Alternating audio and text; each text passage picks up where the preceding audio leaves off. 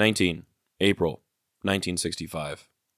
Dearest Suzie, well, I am back to work now after a real quiet break in Saigon. I had 3 letters and 2 cards waiting for me from you, so I feel good about that. I enjoyed my trip to Saigon, I guess. At least it was better than here. I looked up a bunch of old friends yesterday. Yesterday afternoon, Al Guthrie and I went to the Saigon Zoo. I never would have thought they had one there, but they do, and it was in a real beautiful park. I want to go back there one day when I have a camera. Al has a motorcycle now, so he really gets around in Saigon, and I think he got a kick out of showing me around. We had pizza last night for supper. It was real good. Then last night, after I went back to the villa, he came back over with Fox, and we just sat around and talked till midnight. I don't know if you remember Fox or not. There is a new company coming over here, by the way. They will be here the 30th of this month, and they will be going to Sok Trang. Some of the people who are coming with them are Church, Triedas, Furnitz, Scott, our next-door neighbor. Remember Wagner, the little wise-ass that nobody liked? And a lot of others. I thought I would die laughing when I heard Church was coming. Oh yes, my old buddy Kidney is coming. Can you imagine that group in the same company? Luckily, when they get here, they will be split up. I'll bet Judy Church is fit to be tied. She is going to have to get along by herself, and that will drive her nuts. And how about Kidney's wife? I'm surprised that he is still in the army, but since he is, this will probably be the best thing that could happen to him. Maybe give her a chance to grow up. Well, look at me sit here and gossip like some old woman, huh? Well, anyway, this new company gives us all something to look forward to. We have an operation tomorrow, and it starts real early. We have to get up at 07:30, so I'm going to bed soon. I love you all very much and miss you very much. Time is dragging. I love hearing what the boys are doing and how they are getting along. All my love, Bill.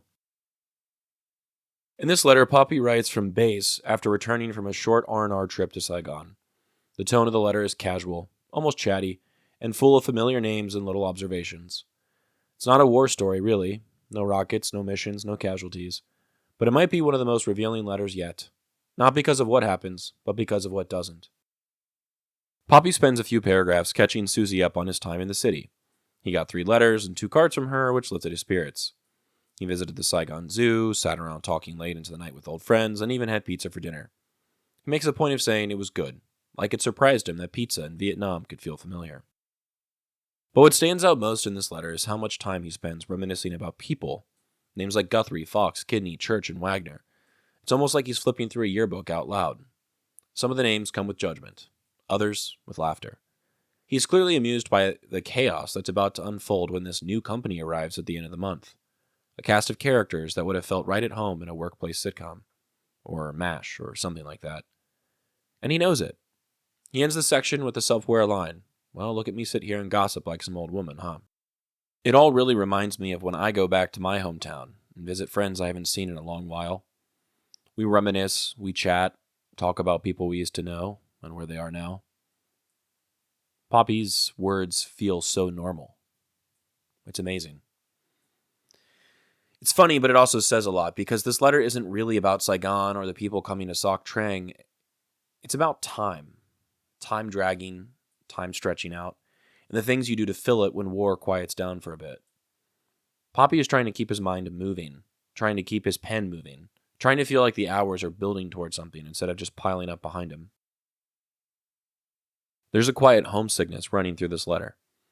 It's not dramatic, he doesn't spell it out, but you can feel it in the way he clings to small details.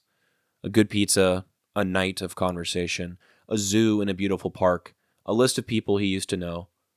In a place where most days feel like repeats of the last, these moments, even the gossipy ones, are something to hold on to. And he's doing what we all would do when we're stuck in something hard. He talks about other people, he pokes fun, he keeps the tone light.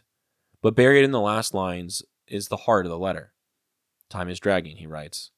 I love hearing what the boys are doing and how they are getting along. That's what he really wants. To be home. To be part of the little things again. To see a school play. To buy a new pair of little shoes.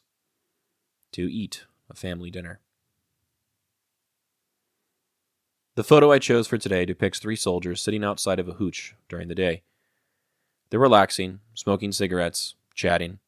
It's a picture depicting what a few soldiers would look like passing the time, catching up, asking how everyone from the old company is doing. Perhaps this is similar to what Popi saw when he saw his friends.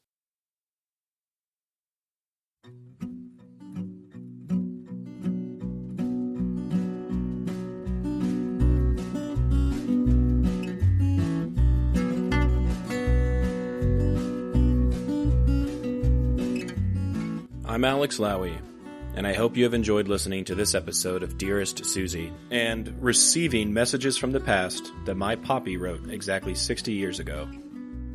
I sincerely appreciate your time and interest. Please consider following the podcast on your preferred platform, and if you're enjoying it, I kindly ask that you take the time to rate the show and leave a review. Also, please follow the project on YouTube, X, and Instagram. All likes, comments, shares, and reviews will help grow the reach of this story. The links for these things should be in the description of this episode. Please feel free to email me at dearestsuziepodcast@gmail.com if you have anything you'd like to say. I'd love to chat or to hear about your stories as well. Thank you for listening, and God bless.